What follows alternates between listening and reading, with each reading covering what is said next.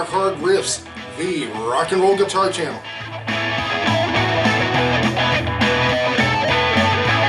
Well, hey there guys, this is Rock Hard Riffs, the rock and roll guitar channel for the self-taught. In today's video, we're going to start a little series on what I love and hate about certain types of guitars like Les Pauls, Strats, Telecasters, etc. So I thought we would kind of start where it all began, which is with Les Paul himself. Now this is not, of course, the first electric guitar made. That would have been a Rickenbacker or a Pan type of guitar. I think they called it the Pan, something like that. Anyway, funky looking thing. And it's mainly used for slide. And then came Les Paul's log that he personally made. It's just a log of mahogany with a neck attached to it and pickups put into it. And later on he attached hollow wings because he said people listen with their eyes. They didn't particularly care for the look of the log, I guess, and he put like acoustic wings or like a 335 type of looking thing on there. Next thing you know, everybody loved it. Go figure. So let's start with the Les Paul, what I love and hate about the Les Paul. I really don't hate anything about any guitar, but there are some things about certain guitars that I really don't like. But let's start with what I don't like about the Les Paul. And that's pretty much what most people don't like about the Les Paul. And that's the tuning stability. Now the strings go out at an angle from the nut, and that is one problem. Now what that does is that the string tends to get stuck in the groove in the nut. So when you go to tune it, you hear that ting, ting type of sound. That's the string that's stuck in the nut. This HB pencil that I'm showing you right now is a big help with that. You just put it into the groove. That's an art pencil, by the way.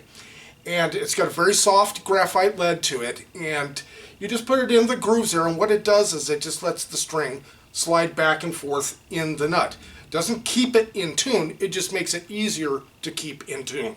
So when you go to turn the tuning peg, it's not going to go kink and then you have to start all over again. No, it's going to move nice and smoothly through the groove. Now another thing I've noticed, now it might just be the nut, what it's made of, etc. But once I kind of play the guitar for a while, you know, like 15-20 minutes, it kind of finds its own little home. And it stays in tune pretty well after that. It's just those first, 5-10 minutes of playing, it just doesn't want to stay in tune. I think a lot of that, of course, is the seating of the strings around the machine head here. I think that's where big issues are. That's why locking nuts hold the strings in place. Or like the guitar nut buster, it just holds the strings in place. They don't go back and forth on the machine head here. So that's one thing that a lot of people don't like about Les Pauls, but there are remedies, is what I'm trying to say.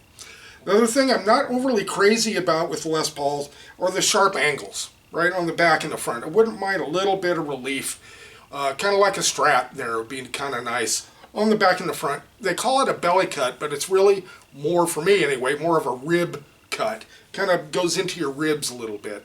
I wouldn't mind that. No big deal, but, I wouldn't mind it.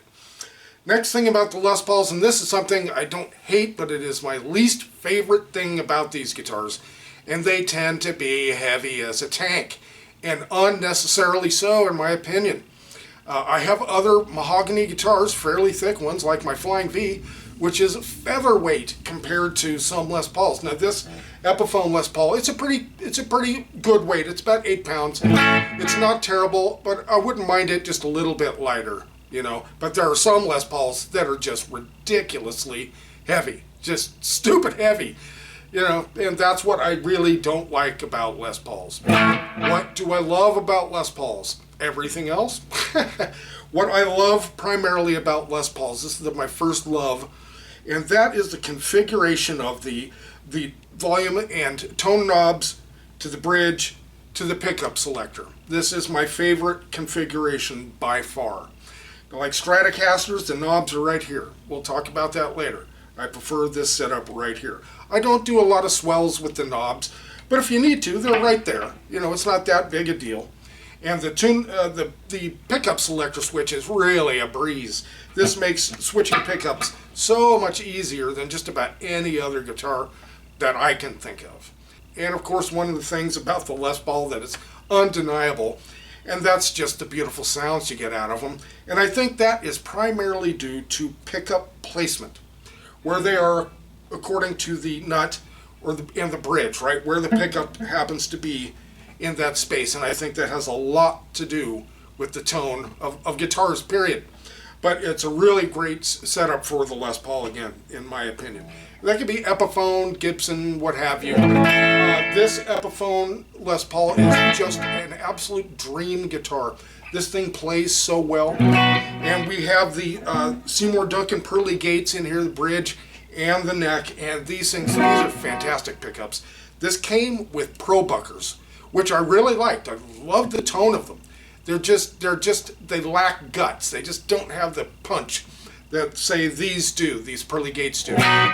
They really respond to you when you hit them harder, whereas the Pro Buckers just didn't so much, not quite so much. But anyway, the neck is great on these. I really like the inlays. I like the shape of the guitar. I like the carved top. I like the 4 knobs instead of, say, 2 or 3. I like to use the tone knobs a lot on my guitars, and of course sometimes the volume knobs, but not in swells, just as far as just dialing back a little bit on some guitars that have a harsher bridge pickup. Just dial back a little bit, either on the tone or the volume. Helps to clear that up, especially if you're playing clean, something like that.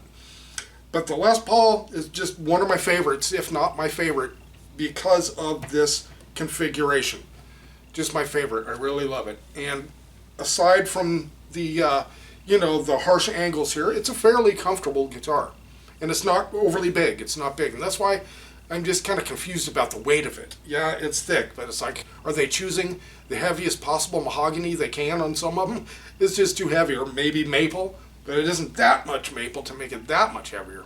I don't know. What's your opinion?